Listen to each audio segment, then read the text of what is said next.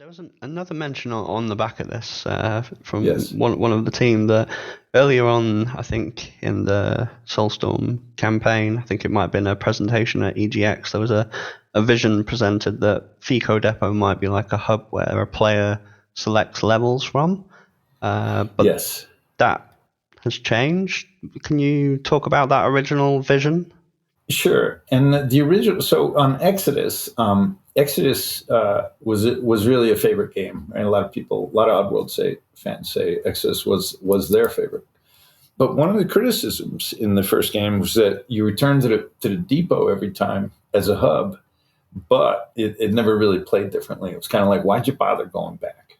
Mm-hmm. And so that was one thing we were listening to, was like, if we go back to it, there has to be substantive change.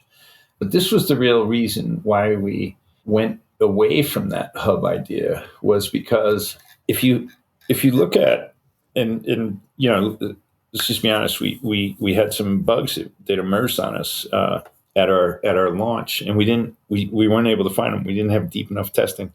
But part of the reason is because we made the complexity of the game so much more, with the collectibles, with the currency, with crafting, and with number of characters that could follow you, etc.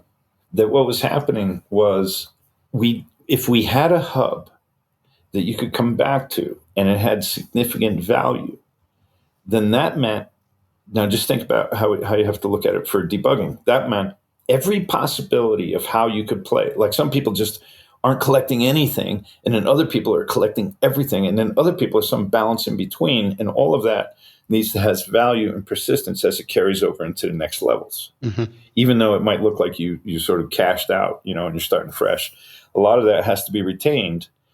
And then you find out, well, if someone didn't pick up this thing, but did pick up that thing, but they didn't do this with it in this level, then that creates a crash bug 4 levels later.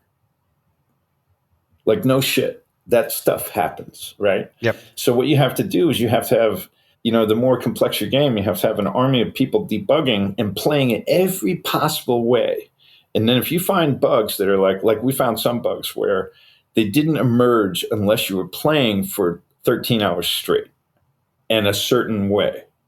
So one person would hit it after 13 hours straight, but 10 wouldn't.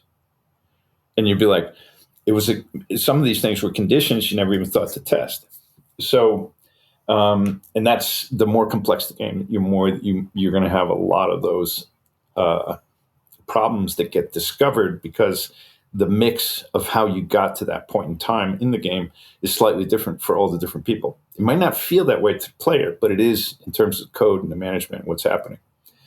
And so if we went back to the hubs, we were really drastically increasing the amount of debugging time that would have been necessary, because we would have had to vet every hub against every play style, against every different capacity of, whatever you're moving with you, who you saved, who you didn't. And it can all add up to a fail, in the progression later. And so we just, out of the simplicity of time and efficiency, and also thinking we might be, we already were feeling like we were too long.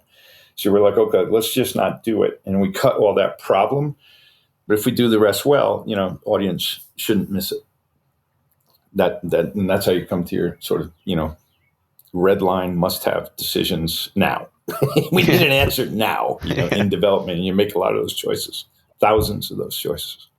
It's often strange, and often the player probably doesn't realize the tangents that you can go off when developing a game, and then when you realize you've gone a little bit too far, then you have to step back and then go off in another tangent, and it's like, oh, what could have been, might have been very different, but it's great, great to have that additional insight, because it probably answers a ton of questions, and will probably create a ton more questions as well.